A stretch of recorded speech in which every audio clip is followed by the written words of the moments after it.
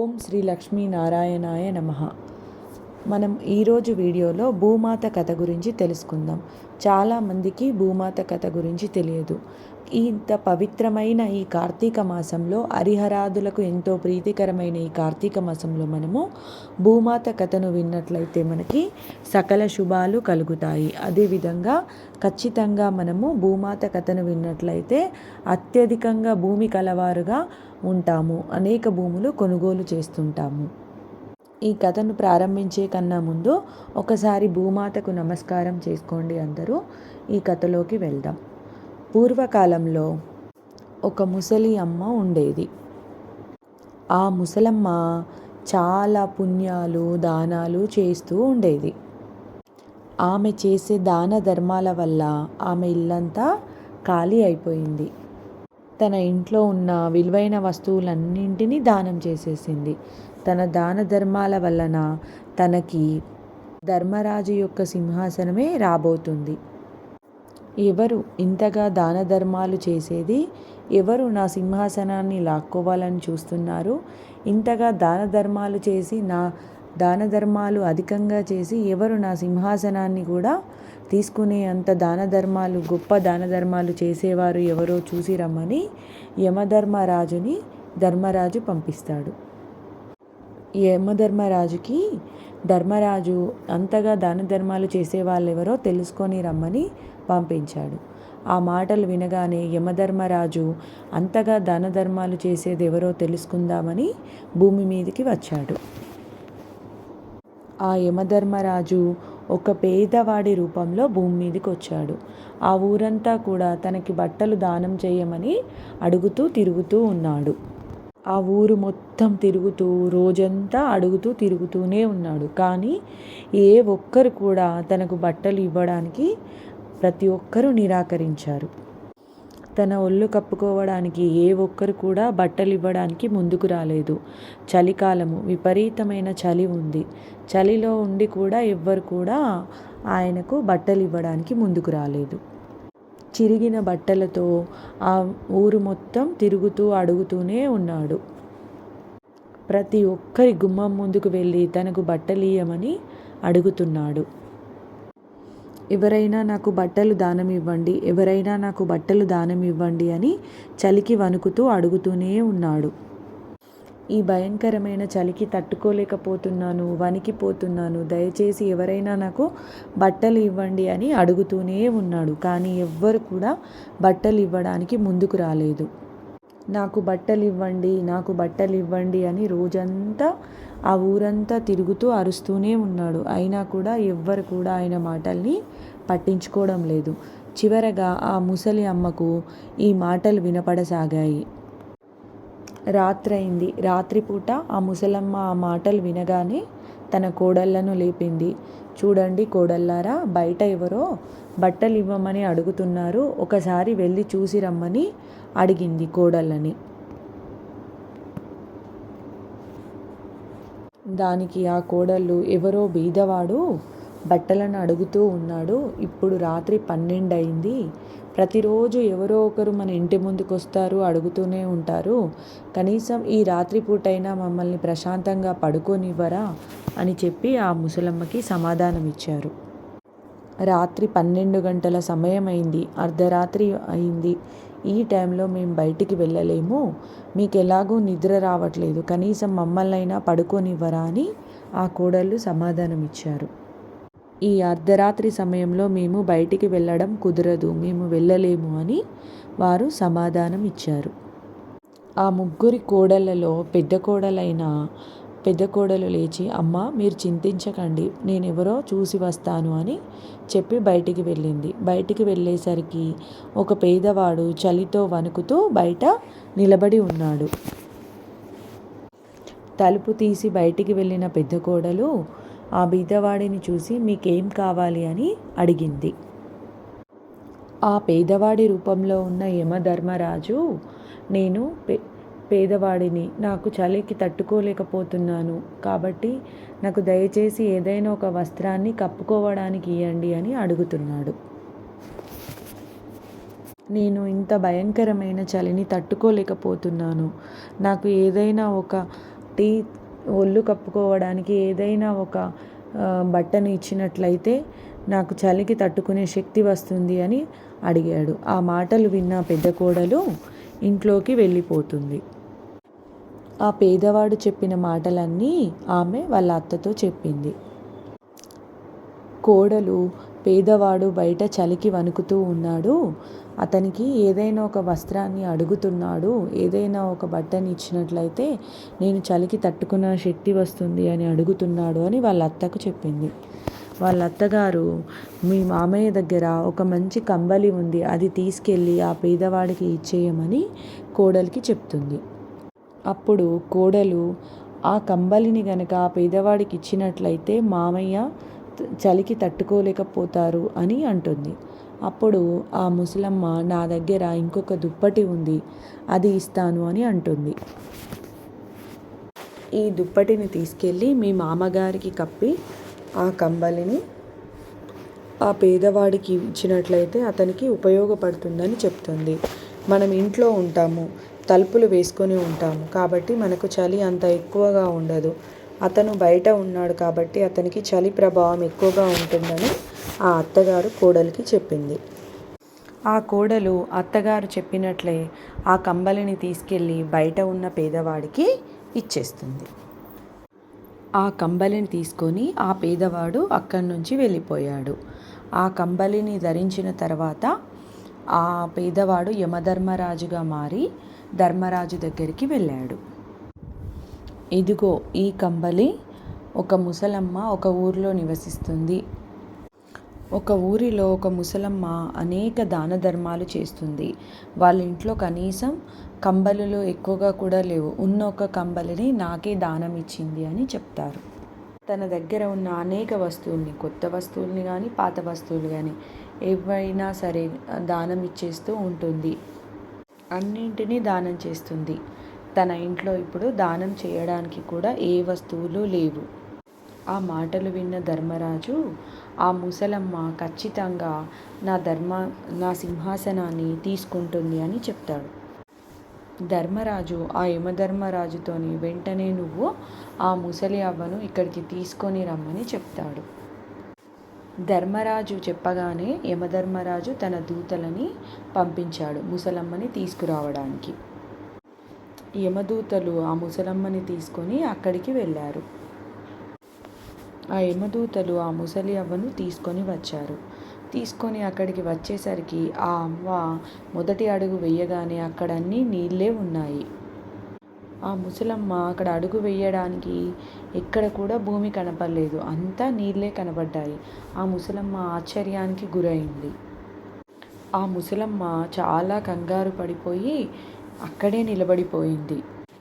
తన మనసులో భగవంతుని తలుచుకొని, దేవుడా ఇక్కడ ఏం జరగబోతుంది? యమధర్మరాజుతో చెప్తుంది, నా కాలి కింద భూమి లేదు, నాకు భూమిని ఇవ్వండి అని అడుగుతుంది. నాకు నిలబడడానికి కూడా భూమి లేనప్పుడు నన్ను ఇక్కడికి ఎందుకు తీసుకొచ్చారు అని యమధర్మరాజును అడుగుతుంది ఆ అమ్మ. అప్పుడు యమధర్మరాజు, నువ్వు భూదేవి కథను వినలేదు, అలాంటప్పుడు నేను ఎక్కడి నుంచి నీకు భూమిని తీసుకురాను అని అంటాడు. అప్పుడు ఆ ముసలమ్మ, ఎవరైతే భూదేవి కథ వింటారో వాళ్ళకి మాత్రమే ఇక్కడ భూమి లభిస్తుంది అని యమధర్మరాజు సెలవిచ్చారు. అప్పుడు ఆ ముసలమ్మ వినమ్రంగా అడుగుతుంది, నాకు భూదేవి కథ తెలియదు, ఆ భూదేవి కథ గురించి నాకు కొంచెం వివరంగా చెప్తారా అని అడిగింది.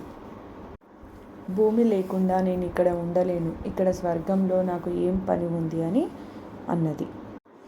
భూమిని పొందాలంటే నేను చేయాల్సిన మొత్తం విధిని నాకు చెప్పండి అని అడిగింది ఆ ముసలమ్మ. నువ్వు తిరిగి భూలోకానికి వెళ్ళు అని ఆ ముసలమ్మను యమధర్మరాజు తిరిగి భూలోకానికి పంపించాడు. నాకు భూదేవి కథను వివరించండి, నాకు భూదేవి కథ విన్న తర్వాతనే నేను మళ్ళీ తిరిగి వెనక్కి వస్తాను అని చెప్పింది. నా కొడుకు కోడళ్ళు నా శరీరాన్ని దహించినట్లయితే నేను ఎలా వినగలను భూదేవి కథను? అప్పుడు నేను ఇక్కడ భూమిని పొందలేను, కాబట్టి నేను ఎలాంటి ఆనందాన్ని పొందలేను. అప్పుడు యమధర్మరాజు ఆ ముసలమ్మ చేసిన దాన ధర్మాల గురించి ఆలోచించుకుంటూ ఆ ముసలి అమ్మను నువ్వు వెనక్కి వెళ్ళు అని చెప్పి యమదూతలనిచ్చి పంపించాడు. భూమిపైన రాత్రే మరణించిన ఆ ముసలమ్మకి దహన సంస్కారాల కోసం వాళ్ళ కొడుకులు, కోడళ్ళు అన్ని ఏర్పాట్లు చేస్తూ ఉన్నారు. ఆ ముసలమ్మని తీసుకొని ఆ నలుగురు కొడుకులు తీసుకొని వెళ్తున్నారు. తీసుకొని వెళ్తున్నప్పుడు మార్గ మధ్యలో ఆ ముసలమ్మ కిందికి వచ్చింది కాబట్టి ఆమె లేచి నన్ను ఎక్కడికి తీసుకెళ్తున్నారు అని ప్రశ్నించింది. వాళ్ళ పెద్ద కొడుకు అమ్మో భూతం భూతం అని భయపడసాగాడు. లేదు బాబు, నేను నీ కన్న తల్లిని అని ఆ ముసలమ్మ చెప్తుంది. ఇంత తొందరగానే నువ్వు భూతంలా ఎలా మారిపోయావు అని వాళ్ళ పెద్ద కొడుకు ప్రశ్నించినప్పుడు నేను భూతాన్ని కాదు మీ అమ్మనే అని చెప్తుంది. కేవలం 7 రోజుల కోసం నన్ను ధర్మరాజే ఇక్కడికి పంపించాడు. 7 రోజుల తర్వాత మళ్ళీ నేను తిరిగి వెళ్ళిపోతాను అని చెప్పింది. దాన ధర్మాలు, పుణ్యాలు నేను చాలా చేశాను, కానీ నేను భూదేవి కథను ఎప్పుడూ వినలేదు. నేను భూదేవి కథ వినకపోవడం వల్ల నాకు అక్కడ కొంచెం కూడా భూమి లభించలేదు. నేను ఎక్కడ అడుగు పెడితే అక్కడ నీళ్ళే ఉన్నాయి. నేను ధర్మరాజును ప్రార్థించడం వల్ల నేను భూదేవి కథను వినడం కోసం ఆ యమధర్మరాజే నాకు 7 రోజుల సమయం ఇచ్చి నన్ను ఇక్కడికి పంపించాడు అని చెప్పసాగింది. బ్రాహ్మణులను పిలిపించి నాకు భూదేవి యొక్క కథను వినిపించండి. 6 రోజుల పాటు నేను కథను విని 7వ రోజు నేను ఉద్యాపన చెప్పి ఇక్కడి నుంచి వెళ్ళిపోతాను, మళ్ళీ ఎప్పుడు తిరిగి రాను అని చెప్పడంతో ఆ ముసలమ్మ కొడుకులు అందరూ ఆశ్చర్యంగా చూస్తున్నారు. వాళ్ళకి ఏమీ అర్థం కావట్లేదు. వాళ్ళకి ఏం జరుగుతుందో అర్థం కాక అలాగే ఆశ్చర్యంగా నిలబడిపోయారు. ఒక ముసలి పండితుడు, మీ అమ్మ దేవుడి దగ్గరికి వెళ్ళి వచ్చింది, మీ అమ్మ చెప్పేదంతా నిజమే. ఆ భగవంతుడు ఈమెను తిరిగి మళ్ళీ ఇక్కడికి పంపించాడు. ఆమెను ఇంటికి తీసుకొని వెళ్ళండి, ఈమెను కాల్చవద్దు అని చెప్పగానే ఆ పండితుడు చెప్పిన మాటల్ని విని ఆ ముసలమ్మను తీసుకొని అందరూ ఇంటికి వెళ్ళారు. ఇంటికి వెళ్ళగానే ఆ ముసలమ్మ కోడళ్ళు చూసి, ఈ ముసలిది ఇంకేం చేస్తుంది, ఇప్పటికే ఇంట్లో ఉన్నవన్నీ దాన ధర్మం చేసేసింది, మళ్ళీ వచ్చేసిందా, ఇంట్లో కనీసం ఉప్పు కూడా లేదు అని అంటున్నారు. ఆ మాటలు విన్న ముసలమ్మ, నేను ఎవ్వరిని ఏమీ అనను, ఒక 6 రోజుల పాటు నాకు బ్రాహ్మణుని పిలిపించి భూమాత కథను చెప్పించండి. కేవలం 7 రోజులు మాత్రమే నేను ఇక్కడ ఉంటాను, కాబట్టి నేను 6 రోజులు కథ విని 7వ రోజు ఉద్యాపన చేసి ఇక్కడి నుంచి వెళ్ళిపోతాను. అలా చేయడం వల్ల నాకు అక్కడ భూమి లభిస్తుంది, మళ్ళీ తిరిగి ఎప్పటికీ రాను అని చెబుతుంది.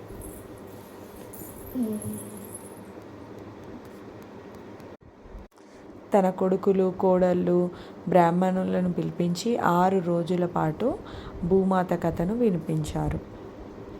ఆ బ్రాహ్మణులతో 6 రోజుల పాటు కథను వినిపించిన తర్వాత 7వ రోజున నీటితో నింపిన ఒక లోటాను, ఒక దారంను, 5 రూపాయలు బెల్లంను తీసుకొని మీరంతా కూడా నాతో పాటు రావి చెట్టు దగ్గరికి పదండి అని చెప్పింది ఆ ముసలమ్మ.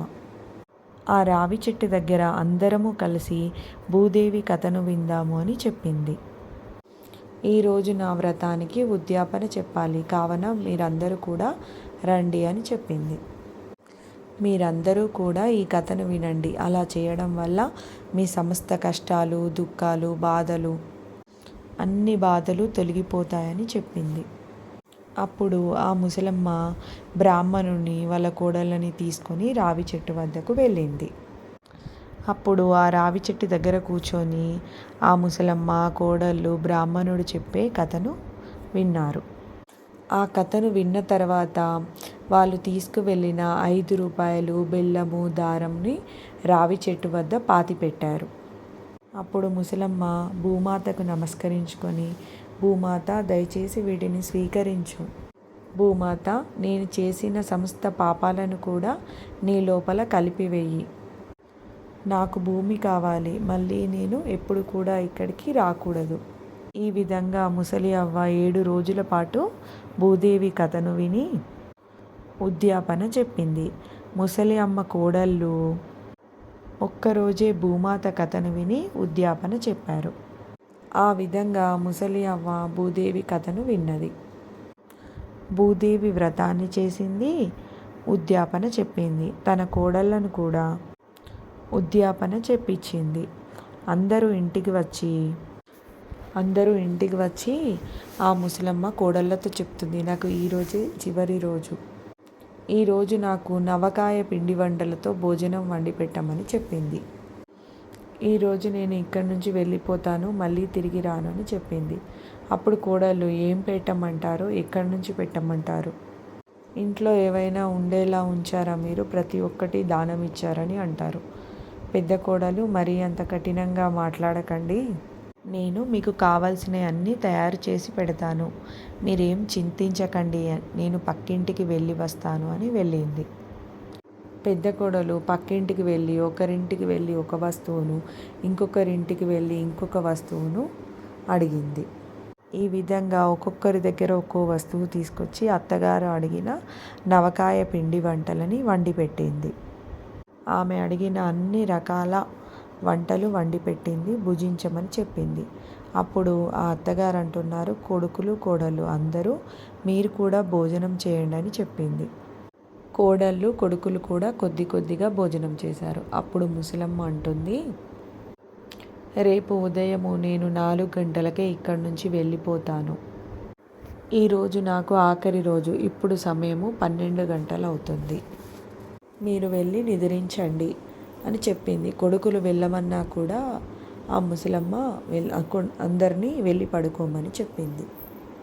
అందరినీ బలవంతంగా పంపించి నిద్రించమని చెప్పింది. ఎవరి స్థానాలకు వాళ్ళు వెళ్ళి నిద్రించసాగారు. ముసలి అమ్మ చెప్పిన విధంగానే ఉదయం 4 గంటల వరకే భగవంతుడి దగ్గర నుంచి విమానం వచ్చింది.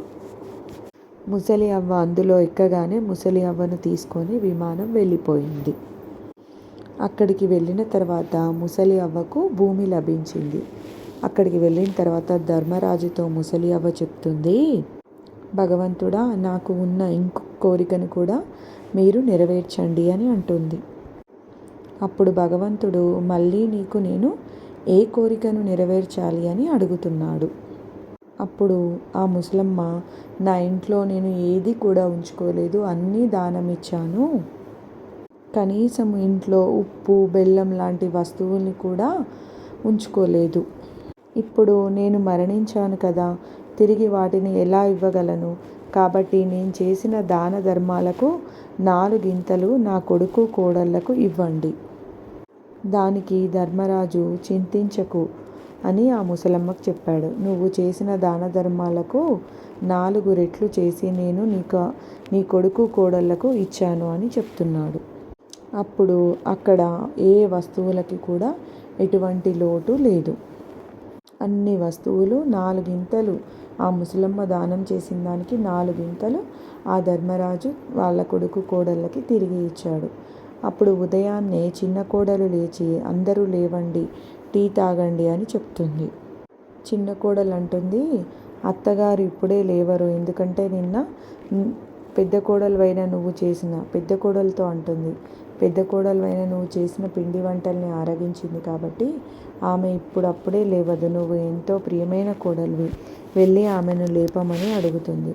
అప్పుడు పెద్ద కోడలు, ఆమె గాఢంగా నిద్రించట్లేదు, ఆమె చెప్పిన విధంగా 7 రోజులు అయిపోయింది కాబట్టి అత్తగారు వెళ్ళిపోయి ఉంటుంది, ఈరోజు 8వ రోజు అని చెప్తుంది పెద్ద కోడలు. దానికి చిన్న కోడలు అంటుంది, వెళ్ళి చూడండి అని అంటుంది. పెద్ద కోడలు వెళ్ళి చూస్తుంది. చూసి తిరిగి పరిగెత్తుకుంటూ వచ్చి ముందుగా ఆమె తన భర్త దగ్గరికి వెళ్ళి, మీరు చాలా ప్రశాంతంగా ఉన్నారు, మీ అమ్మగారు వెళ్ళిపోయారు, ఆమెను చూసి ఆమెను తీసుకువచ్చి బయట పడుకోబెట్టండి అని చెప్తుంది. అప్పుడు అందరూ చూసి ఆ 4 కొడుకులు ఆమెను తీసుకువచ్చి బయట పడుకోబెట్టారు. అప్పుడు చిన్న కోడలు అంటుంది, ఇన్ని రోజులు మీరు ఎలా చెప్తే మేము అలా విన్నాము, ఈ ఒక్కసారి నేను చెప్పింది వినండి అని అన్నది. అప్పుడు వాళ్ళు, చెప్పు, ఏం చెప్తావో అని అన్నారు. ఆ రావి చెట్టు దగ్గర ఉన్న లోటాలో ఉన్న నీళ్లు ఆమె పైన చల్లండి, మీరు ఏడవకండి, ఏడ్చినట్లయితే ఆమె తిరిగి వస్తుంది. మీరు స్నానాలు అవి ఏవి చేయకండి. ఆ లోటాలో ఉన్న నీళ్లు ఆమె పైన చల్లి మీ నలుగురు తీసుకొని వెళ్ళండి. 5వ వ్యక్తి అవసరం కూడా ఏమీ లేదు. వెంటనే ఇక్కడి నుంచి తీసుకొని వెళ్ళండి అని చెప్పింది. ఆమెని తొందరగా తీసుకువెళ్ళి కాల్చేయండి అని చెప్పింది. అప్పుడు ఆ నలుగురు కొడుకులు అనుకుంటున్నారు, ఇంతకు ముందు కూడా మనం అందరినీ పిలిచి అవమానపడ్డాము అని అనుకుంటున్నారు. కాబట్టి ఆ చిన్న కోడలు చెప్పిన విధంగానే ఆ నలుగురు తొందరగా ఆ ముసలమ్మను తీసుకొని శ్మశానం వైపు వెళ్తూ ఉన్నారు. అలా తీసుకొని వెళ్తున్నప్పుడు రావి చెట్టు దగ్గర కొంతమంది మహిళలు కథను వింటూ ఉన్నారు. అటు నుంచి వెళ్తున్నప్పుడు అక్కడ కూర్చున్న మహిళలు మాట్లాడుకుంటున్నారు, ఇది పరమ పవిత్రమైన వైశాఖ మాసము. వైశాఖ మాసంలో ఈ ముసలి అవ్వ చనిపోయింది. వాళ్ళంతా చాలా భజనలు చేద్దాము అని చెప్పేసి ముసలమ్మ ఇంటికి వెళ్ళడం జరిగింది. ముసలమ్మ ఇంటికి ఆ మహిళలందరూ, కథ విన్న మహిళలందరూ వెళ్ళి భజన చేయడం కొనసాగించారు. ఆ ముసలి అవ్వ నలుగురు కొడుకులు దహన సంస్కారాలు కానిచ్చి ఇంటికి తిరిగి వచ్చారు. ముసలి అమ్మ నలుగురు కొడుకులు రావి చెట్టు వద్దకి రాగానే ఆ మహిళలు ఒక కుండను తీసుకువచ్చి ఇక్కడ పెట్టండి అని ఆ కోడళ్ళకి చెప్తున్నారు.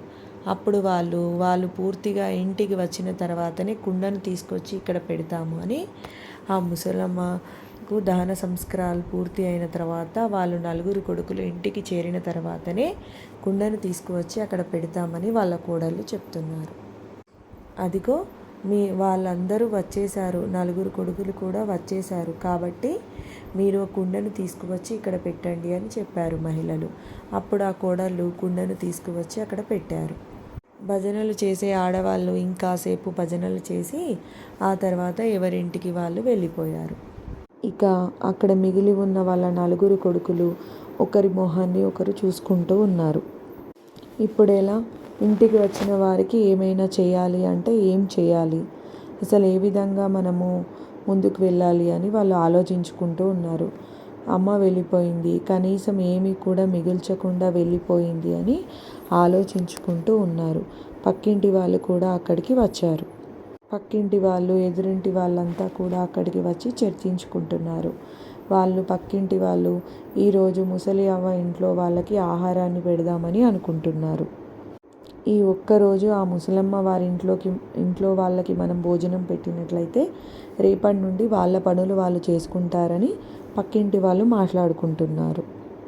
ఆ పక్కింటి వాళ్ళలో ఒక ఆమె నేను తీసుకువెళ్తానని చెప్పి టీ తీసుకొని పలహారాలు తీసుకొని ఆ ముసలి అవ్వ వాళ్ళ ఇంటికి వెళ్ళింది. అప్పుడు ఆ పెద్ద కోడలు ఇంట్లో ఒక్కతే ఉంది. పెద్ద కోడలు ఆ ముసలి అమ్మ రూమ్లోకి వెళ్ళి ఆ గదిలో ఆమె పెట్టెను తెరిచింది. పెట్టె నిండా డబ్బులున్నాయి. ఆ పెద్ద కోడలు చాలా ఆశ్చర్యంలో మునిగిపోయి వంట రూమ్లోకి వెళ్ళింది. వంట రూమ్లోకి వెళ్ళేసరికి అక్కడ అన్ని సరుకులు ఉన్నాయి. వంటగది అంతా కూడా సామాన్లతో నిండిపోయి ఉంది. అవన్నీ చూడగానే ఆ పెద్ద కోడలికి పట్టరాని సంతోషం కలిగి ఆశ్చర్యంలో మునిగిపోయింది. అమ్మ తన కొడుకులు బాగుండాలనే దాన ధర్మాలు చేసిందని అనుకుంటుంది. ఆమె చాలా సంతోషంగా బయటకు వచ్చి ఆమె భర్తతో అంటుంది. అప్పుడు ఆ పెద్ద కోడలు తన భర్తని ఒక్కసారి మీరు లోపలికి రండి అని పిలుస్తుంది.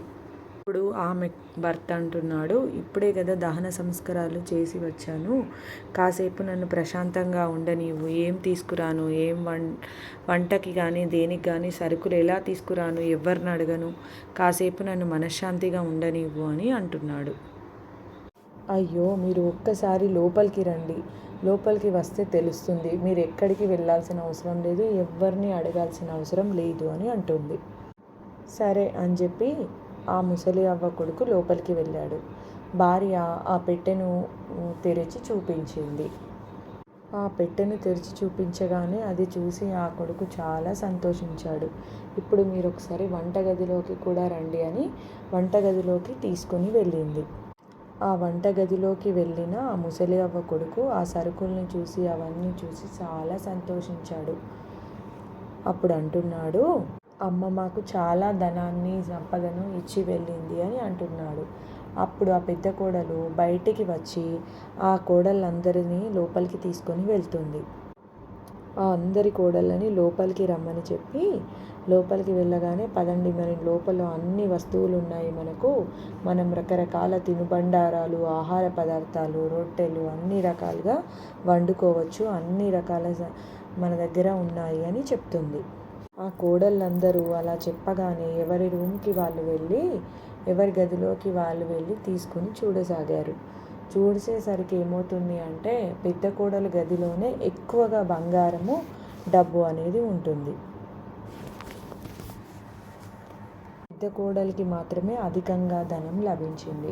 మిగతా ఇద్దరు కోడళ్ళకు కూడా కొంచెం కొంచెం లభించింది. కానీ చిన్న కోడలికి మాత్రం ఏ మాత్రము లభించలేదు. ఎందుకంటే ఆ చిన్న కోడలు ఎప్పుడు కూడా ముసలి అమ్మకు ఏమాత్రం సేవలు చేయలేదు. ఆమె మాటకి ఎప్పుడు గౌరవం ఇచ్చేది కాదు. ఇక పక్కింటి ఆమె పలహారాలు తీసుకొని వీళ్ళింటికి వచ్చేసరికి స్టవ్ వెలుగుతూ ఉంది. అన్ని రకాల వంటలు వండుకుంటున్నారు. అది చూసి ఆమె వీరి పరిస్థితి బాగానే ఉంది కదా అని అనుకుంటుంది.